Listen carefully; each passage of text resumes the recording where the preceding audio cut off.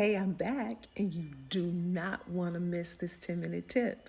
Get your coffee, your tea, and your snack, and join me.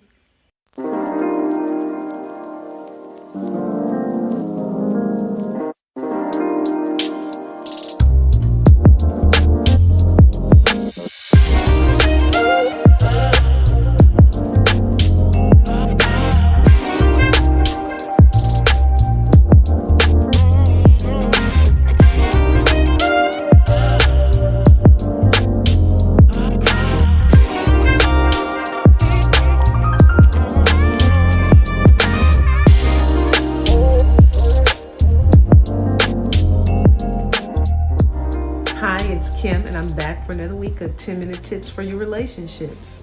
10 minutes. So, last week we started with part 1 on learning how to express your feelings. Yeah, we talked about a lot last week, and one thing that we talked about was that it's not easy.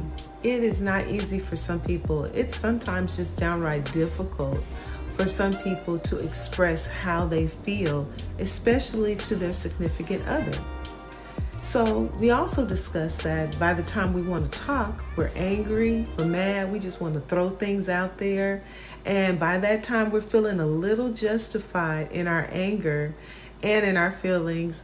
And you know what? If we operate in that way, we probably won't get the results that we're looking for. So let's talk a bit today about some ways that we can strategize, how to get what we want, how to get our needs met. We ended last week on being clear on what we want, right? Being very specific and clear on what it is that we want. We talked about not focusing on a person's character or their intentions, right? Not making them feel like they're a bad person or accusing them of doing things for a certain reason. But we talked about focusing on the behavior that you want to see changed. And that was the most important part, is focusing on the behavior and expressing what that is, how it makes you feel, and how you want to see change. But like we said, you got to be specific and you got to be clear.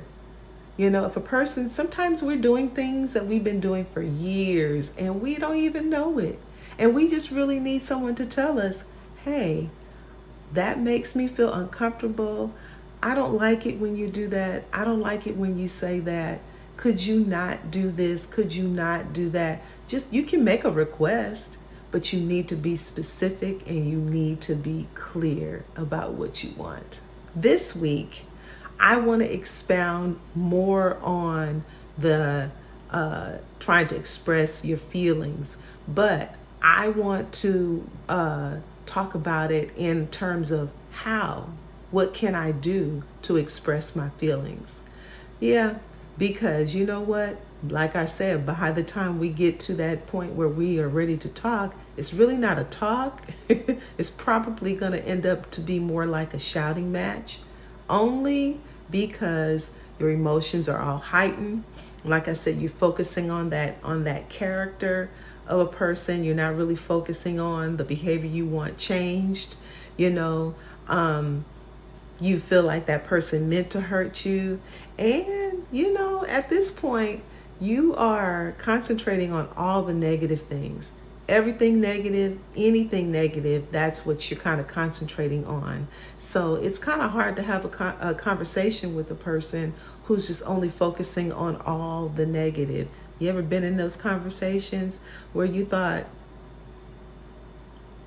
everything you just said was negative? There was nothing positive, So at this point, you're probably feeling very angry, and you're feeling like you're angry for a good reason, and you're feeling like you have a right. I have a right to demand this change. So think about that.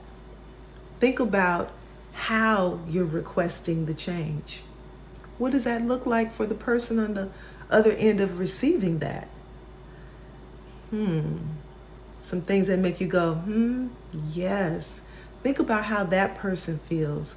Like I said, it's okay. You can make a request. We can do that in relationships, but how are you making that request? So by the time you get through yelling and shouting and screaming out your request, telling that person how sick and tired you are of whatever it is that they've been doing, guess how that person feels? Yep, you guessed it. They feel attacked. Right. They feel a lot of anxiety. They feel like, you've attacked everything about them, their character, their motives, their adequacy, their normalcy. They feel completely attacked. So what we're trying to do is we're trying to teach you how to make your request without lowering that big boom, right? That comes crashing where that person feels like, where did this come from? Because you've been having this conversation in your head with yourself. You're angry. And you've been having this ongoing conversation that by the time you get to your mate, you feel like they know what you're talking about. And they don't. So let's talk about a few things. First, let me ask you this question. How can we make this process of change or requesting change less anxiety producing for you? Because if you have issues and problems with expressing yourself, there's a lot of anxiety that gets built up when you need to make a request for something. So how do we make this less anxiety producing? How do we also make it less accusatory feeling for your mate? And how do we make it more productive for the both of you? Let's start here. I want you to try this, and this really does work because I've done this many times. I want you to get in a private, quiet place. If you need to get a hand mirror and do it, or maybe you could stand in the mirror in your bathroom. And I want you to practice having that conversation. Practice like you're having the conversation with your mate, like you're making the request. And I want you to pay attention to some things. I want you to pay attention to your body language.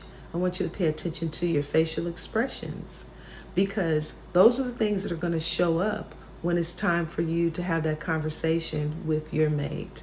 So practice. Practice does make perfect. And you can practice. And you know what? Sometimes when you practice or you have that conversation in the mirror, you'll lessen some of the anxiety that you're going to feel as well. Number 2, I want you to do this, and we should just be doing this anyway. We should make those requests early on. Don't wait until you are so upset because this person has done this a number of times now and you just keep avoiding the conversation. Go ahead and try to tackle things as they come. It's okay to have these conversations. It's okay to make a request. But when we wait and we let things pile up, then it becomes an issue. Because think about it. Sometimes a person thinks it's okay if you don't say anything about it. So make your request early. Number 3, try to remember not to set it off. When you start feeling those feelings on the inside, then you probably know that'll be your cue that it's time to take a break. It's time to, take a time out and just kind of go to your own corners and say, you know what, let's continue this conversation a little later. Because when you set it off, you do not get the results that you're looking for. And the bottom line is to get the results that you're looking for. Number 4, before you look for solutions for this problem, deal with your feelings. Express those feelings. I've been feeling sad. I've been feeling hurt. I've been feeling disappointed, by this situation. And I want to express that to you, not to hurt you, but just to let you know where I have been before you try to fix it. Because sometimes we're looking to fix things, but we really have not dealt with how we feel emotionally, how we're affected. And so sometimes that'll carry over into something else. So try to deal with your emotions before you look for that big fix. Last, at the right time, because you know timing is everything, at the right time, let's make this interpersonal statement, right? And how do you make this interpersonal statement or request? First, you're going to show that you understand their feelings. Yeah, show that you understand their feelings and their views on maybe whatever that situation is. You know, you get more understanding when you give more understanding. So let's try to do that. Number 2, tell thoughts and feelings. Tell your thoughts and feelings. Express that. Talk about what brought you to this place.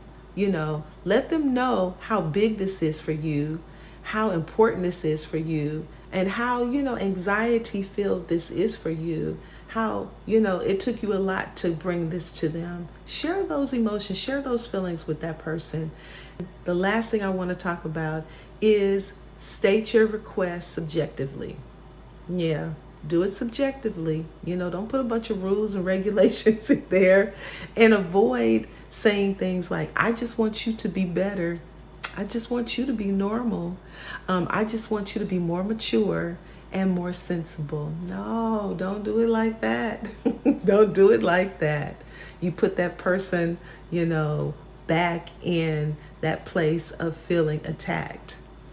So look, it's not easy expressing yourself. It's not easy expressing your feelings. It's not easy sharing your heart and your emotions with others, especially when you're not used to doing it.